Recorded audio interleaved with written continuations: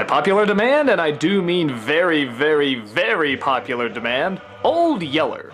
This is the one I probably got the most criticism over skipping. Everyone proclaims it a Disney classic, and the reason I didn't review it before is because, quite honestly, I had never seen it before.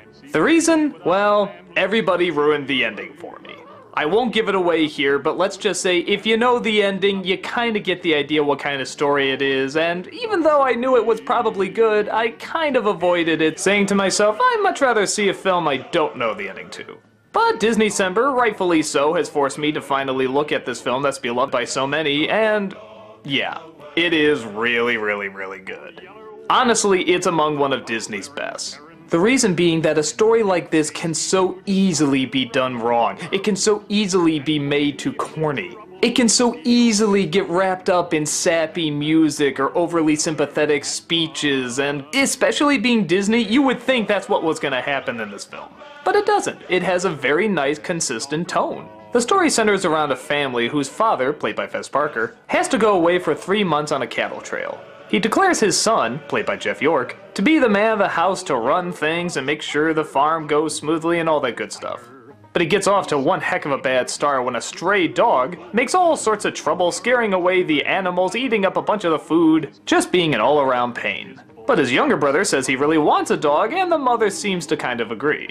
A friendly animal, even if he is a troublemaker, would work out well, seeing how the little brother now has very few friends to hang with, seeing how his older brother is now taking care of everything. But the older brother vows never to like the dog, while over time the dog does prove his worthiness, and of course they form a strong friendship. From this point on, it's nothing but the experiences and adventures that him and his dog share. Yeah, that's right, no straightforward villain, no money scheme, no any of that dumbass crap that we feel we have to put in these other family films.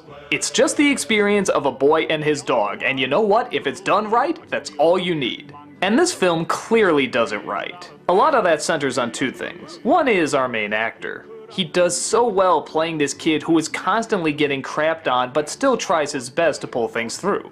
You can see the frustration, you can see the aggravation, you can see him getting so angry over all this. But at the same time, when things go well, he does legitimately enjoy that too.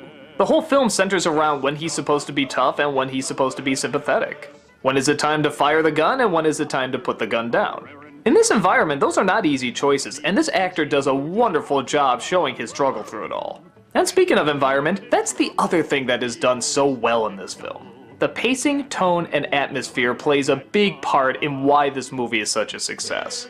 It establishes that it is a very tough dog-eat-dog world, but at the same time there can still be very joyous and happy moments. And it doesn't shy away from either of them. When tough, really depressing stuff happens, it acknowledges it. But when really happy, upbeat stuff happens, it acknowledges it too.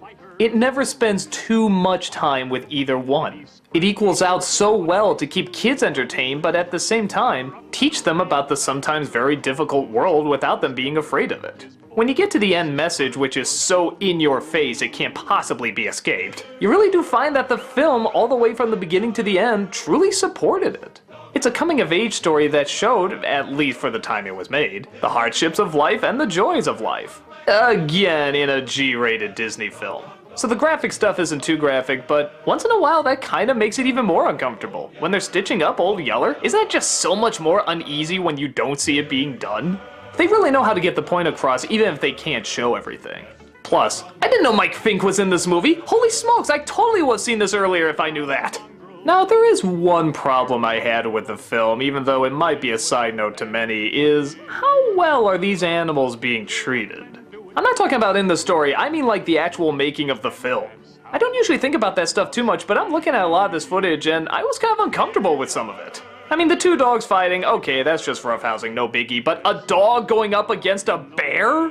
Could they always make sure that nothing dangerous was gonna happen there? Look at the way this kid just tosses this frog and this snake. In fact, why the flying fuck did you give a kid a snake? I know that kind of snake is not likely to bite, but it's still giving a kid a fucking snake! I mean, maybe they were treated okay and it's just really, really good effects, but I don't know, you got a dog chasing a rabbit, that's one thing, and then you got them running under a mule, that's another thing, and then you got the mule running off after them, isn't this some really dangerous shit? I don't know, I could be reading too deep into it and it's years in the past, but it made me feel a little uneasy. But on the whole, the film is, like everybody says, a really friggin' good film. It doesn't need to rely on villains or complicated plots, it's just a little slice of life, written with characters that you care about in situations that you want to see them get through. And all the heavy moments and the happy moments never seem out of place. They seem to just melt into each other so naturally. It's emotional, it's effective, it's a damn good movie. I know most of you have seen it, but even if you haven't and you know what's gonna happen in the end, I can assure you as someone who is in the same situation, it's still definitely worth checking out.